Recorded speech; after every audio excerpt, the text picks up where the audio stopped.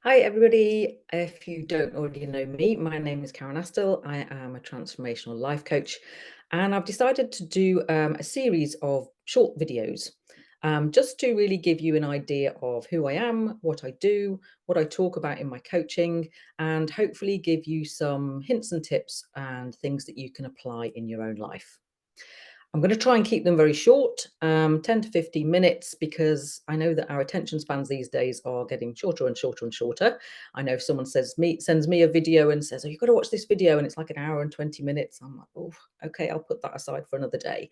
So I'll try and keep them short. And if you want more information on any subject, get in touch with me. We can either have a chat about it one-to-one, or I'm happy to do another video on any subject that you want me to tackle, basically, as long as it's in my wheelhouse. So the first thing I wanted to talk about, because it sort of underpins everything I do and everything I talk about in my coaching sessions, is the subject of thought. Now, we all have thoughts. They whiz through our brain. Sometimes we catch them, sometimes we don't. I saw a study which said we have somewhere between 12,000 and 80,000 thoughts a day. How they measure that, I have no idea, unless you've got some one of those little clicker things. But that's just the ones that we catch. And the same study said that 95% of those are repetitive thoughts. They're thoughts that we have every day. They're just habitual. And 80% of them are negative.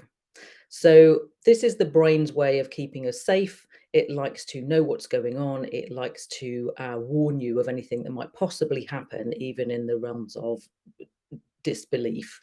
It's just the way that the brain works.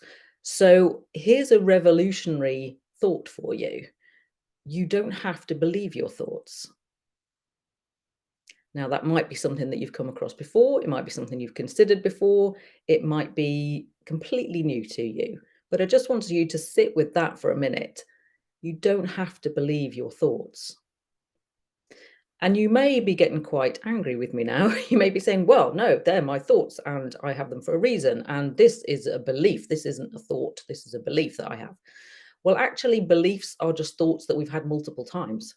So remember that statistic of the 95% of thoughts that we have every single day. If we have them often enough, we'll start to believe that they're true. That's what's called belief. We've believed them, but they're just thoughts.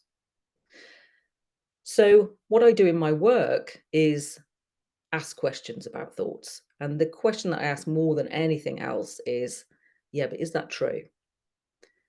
Because we do latch on to these thoughts and we believe them and we take action on them. And they quite often come with a feeling. In fact, that's where feelings come from. Feelings come from thoughts, and feelings create actions. So we'll have a thought, it will bring up a feeling in us, and we'll do what it makes sense to do based on that feeling. Now, if that's a good feeling, that can be really nice. If it's not a great feeling, then it can cause us to do something that maybe isn't in our best interests. But I'm getting ahead of myself. So thought, what is thought made of? Well, all I can call it is stuff. It's just stuff.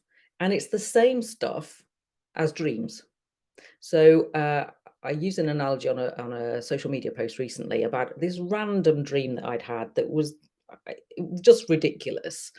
And I recognized that it was ridiculous, but it was just felt really real when I was in it. And I woke up thinking, where did that come from? And there were some bits that I could piece together. Oh, yeah, well, I was speaking to that person about this time that we worked together. And yes, so I can see where that sort of fed into it. Oh, and I watched that thing on TV about that particular subject. So that fed into it. So we can sort of pick them apart and analyze them. And I know that some people do believe that our dreams have a meaning.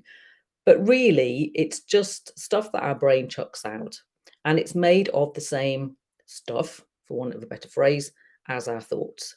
Now, we don't go around believing our dreams. Yes, we might try and interpret them. We might try and put a spin on them. And I know some people say reverse your dreams, and that's the truth, and all sorts of things around dreams. But we don't believe them.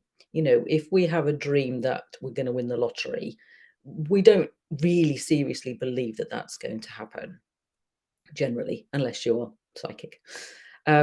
So dreams are made of the same stuff. It's all the stuff that's coming through our brains.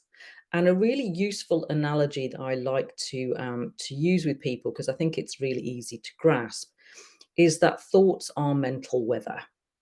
So we all know that there is a blue sky out there. There is actually blue sky out there today, rarely enough for Scotland, but there is a beautiful blue sky out there today. There's a few fluffy little white clouds, and they're just sort of chugging along. It's not windy, so they're going along quite slowly, but I can see the blue sky. Now, there are some days where I can't see the blue sky.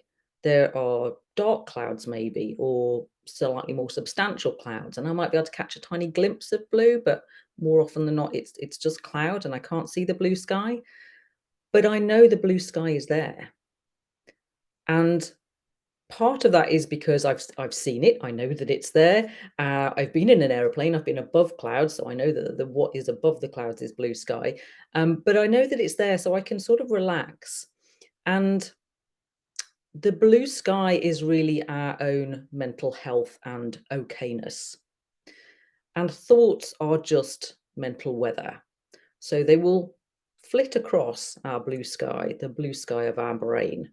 And sometimes they'll go across really quickly and won't even really register them. Sometimes they'll hang around a little bit. Sometimes they'll rain. Sometimes they'll snow. Sometimes there's a storm and there's lightning and thunder and all sorts of stuff going on.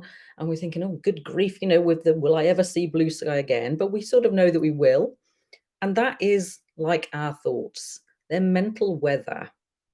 And we don't have to really acknowledge clouds. We don't have to hang on to them. We don't see a black cloud and think, oh, that's it, doom, that's it. I'll never see the blue sky again, because we know how clouds work. And thoughts are very much the same. They will pass through if we let them. If we grab hold of them and make them mean something about us, or make them mean that we have to take an action on them, then that's where we can sometimes find ourselves going down a rabbit hole. And I discovered this understanding a few years ago now, but I still get caught up in it. I still have days where I feel off color, I feel frustrated or angry or upset.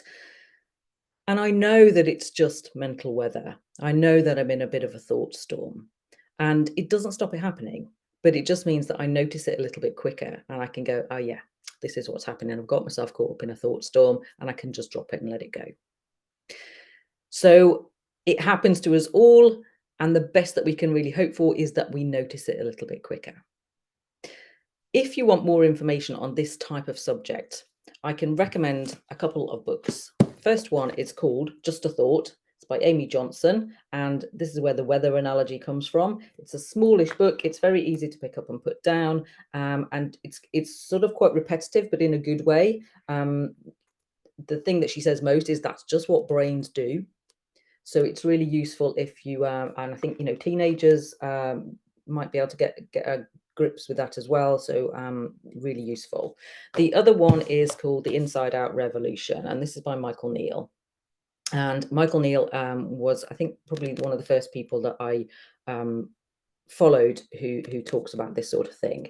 He has lots of free resources on his website, and he has lots of videos on YouTube. So if you want to search for Michael Neill on YouTube, the first video that I watched of his is called Why Aren't We Awesomer?